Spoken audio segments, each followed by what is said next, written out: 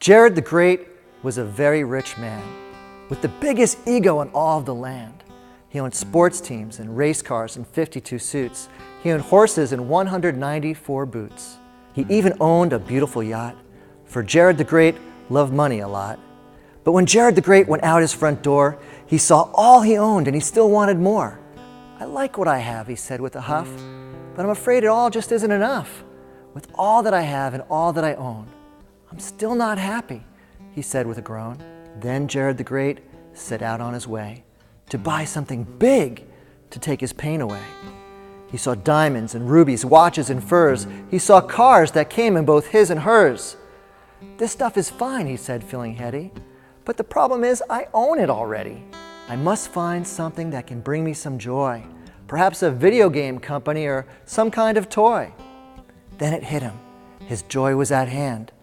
"That's it," said Jared. "I think I'll buy land." Soon thereafter, Jared the Great had found the most beautiful, wonderful place around.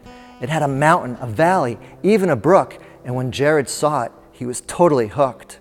"I must have this. This must be mine. I'll give all that I have and I won't spare a dime." So he approached the owner and started his pitch. He told the man he was extremely rich. "This place is great," he started to holler. "I want to buy it and I'll pay top dollar." The owner paused and scratched his head. He scratched his chin. Then here's what he said. "Your offer is fine. In fact, it's swell. But this place you see is not mine to sell." "What?" Jared asked. "I don't understand. Your name is on the deed to this land. How can you say it's not yours to sell? Is this your land on which you dwell?" "Listen, my friend, you don't understand," the man said to Jared, extending his hand. "The valley, the mountain, the watery brook, the livestock, the clothes I hang on my hook, everything I have, everything you see, everything was given to me. The true owner of all that you see is the Lord my God. I'm merely the trustee. The world is all His and everything in it, and it's all very beautiful, even exquisite." Jared couldn't believe it. His chin hit the floor. He'd never heard anything like this before. "How can a man," he said to himself, "turn down an offer of such great wealth? And to make matters worse, this man claims it to be that God owns everything? God, not he?" Then something happened to Jared the Great, something very special that sealed his fate. Jared looked deeply into the man's eyes, and what he saw there took him by surprise. The man's eyes were happy, filled with cheer, with not a hint of sadness or any fear. Jared came this way to add to this lot for something he wanted but needed not. And there, right before him in this man's eyes, was what he was searching for, he realized. "Sir," Jared finally said in reply, "you turned down my offer and I must know why." "My offer is great, yet it has no allure.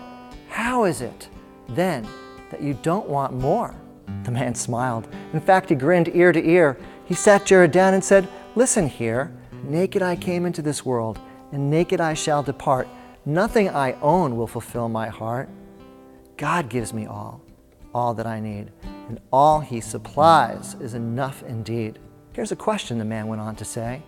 "What if I offered you true riches today? Riches that satisfy and promise to grow. Riches so wonderful they'll overflow." Jared's eyes grew wide.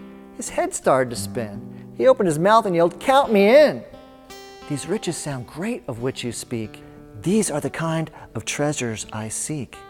The man knew exactly what to say. He knew his words could take all Jared's pain away. "If you want true riches without wanting more, sell all that you have and give to the poor. Then you will have something of great worth. You may even become the richest man on earth. For those who are first will someday be last, and today is the day to make right your past." Jared the Great walked away very sad because he did not want to give up all the things that he had. But well, years later, the people do say, Jared sold all that he owned and gave the money away. To the hungry, the naked, he gave his loot. To the widows and the orphans, the destitute. Jared the Great proved to be a wise man. His life now has purpose, and he's living God's plan. And Jared now has joy and peace in his heart because he's serving others. And that is the very best part.